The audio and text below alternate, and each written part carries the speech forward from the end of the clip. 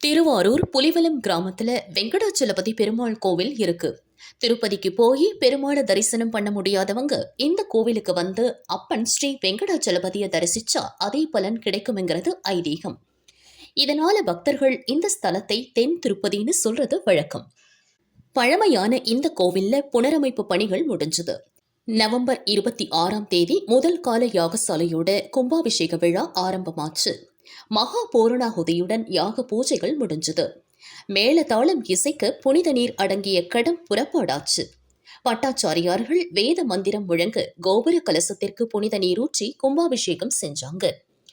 வெளுத்து கட்டிய மழையை கூட பொருட்படுத்தாம திரளான பக்தர்கள் கோவிந்தா கோஷம் முழங்க கும்பாபிஷேகத்தை தரிசிச்சு பரவசம் அடைஞ்சிருக்காங்க. பக்தர்கள் மேல புனித நீர் தெளிக்கப்பட்டுச்சு. மகா அபிஷேகம் முடிஞ்சு பெருமாள் சர்வ அலங்காரத்துல அருள் பாலிச்சாரு. அன்னதானம் வழங்கப்பட்டுச்சு.